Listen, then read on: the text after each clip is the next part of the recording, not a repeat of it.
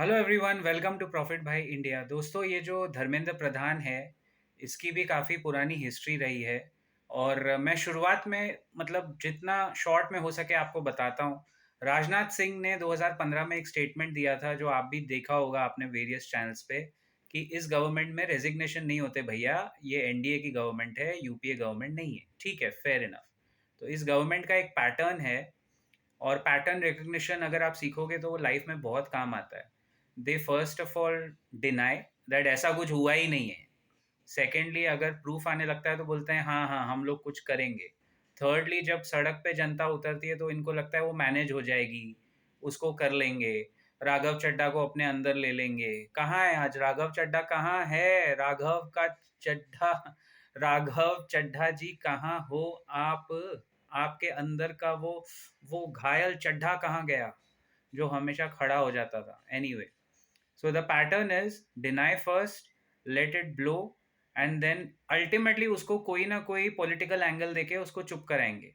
But this government will never want to let Dharmendra Pradhan resign। उसका reason है, अगर आप पास्ट स्टेट इलेक्शंस देखते हो, Haryana, Bihar and a lot of the Odisha, Odisha, तो Dharmendra Pradhan has been a chief fund raiser for the party. ये सब data by the way public domain में है, ये सबके पास है, हमारे पास कोई अंदर की खबर नहीं है। We are just pointing it out what we have gathered from various sources in the public domain and various other videos.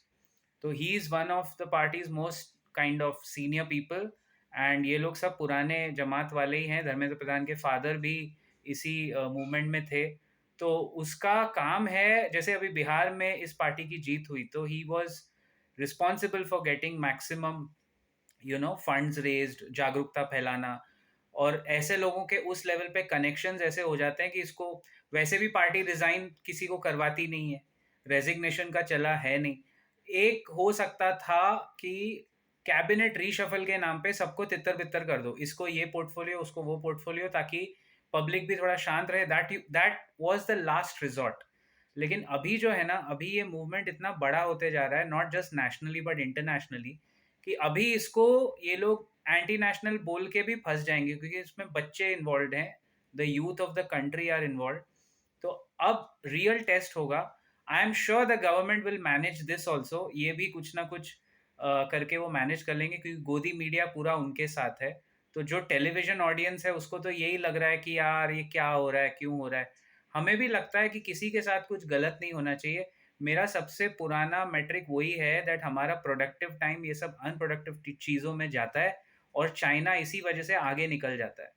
तो गवर्नमेंट की जिम्मेदारी है कि वो समझें और आगे बढ़े, क्योंकि स्टैटिस्टिकली धर्मेंद्र प्रधान की नौकरी तभी ही जाएगी जब सरकार की जान पे आएगी कि हाँ यार, गवर्नमेंट बचानी है तो इसको बकरा बना दो। तो जब तक वो लेवल पे नहीं आएगी सरकार, वो पुरजोर कोशिश करके उसको बचाएंगे। चाहे वो निर्मला हो, धर्मेंद्र हो, पीयूष हो, रेल रेल मिनिस्टर कौन है अपना, अश्विनी हो, अश्विनी वैष्णव, या और दूसरे इनके। प्रॉब्लम क्या है ना, ये वाले प्रोटेस्ट और पहले के प्रोटेस्ट में फ़र्क ये है दैट पहले जनरल पब्लिक, जो इनका कोर वोट बैंक था, वोटर बेस, वो गवर्नमेंट को डिफेंड करता था, वो साथ में था। अभी जो कोर वोट बैंक है ना, वो भी धीरे धीरे तितर बितर होता जा रहा है। And that is one change which we all have observe, we are observing right now as we speak, that अब इसको टैकल करने में यहाँ से मेरे ख्याल से तो उल्टी गिनती शुरू होती है। अब फिर आप वही बोलोगे कि बॉस भाई अपने पास ऑप्शन क्या है? अरे आपके पास ऑप्शन नहीं है तो आप किसी को भी एक्सप्लॉइट करने दोगे क्या? ऑप्शन तो बाद में निकल ही आएगा कोई ना कोई, फिर उसको बैठ के क्रिटिसाइज करना। लेकिन देखो तो सही, जब ऑप्शन नहीं है और आपको दिख रहा है कि कोई सीधा सीधा फायदा उठा रहा है, look at the anger that the people have. It's not just students, it is overall anger my friend. और कहाँ है राघव चड्ढा? मैं फिर कह रहा हूँ, मैं शुरू से कह रहा था, ये प्रॉब्लम आप वर्सेस कांग्रेस वर्सेस बीजेपी का नहीं है। This is India's problem. We have to think like देशभक्त एंड देशवासी फर्स्ट। सबसे पहले कंट्री, उसके बाद में ये सब लोग आते हैं। और जो अपने आप को देश से इक्विवेलेंट बताए, उससे मतलब जो ये बोले कि हम पे इंसल्ट हुई तो देश की इंसल्ट, ये बहुत बड़ा बहकावे वाली बात है मेरे भाई। इस बहकावे में मत रहना। देश के ऊपर अल्टीमेटली कोई नहीं है, ना आप, ना मैं, ना गवर्नमेंट।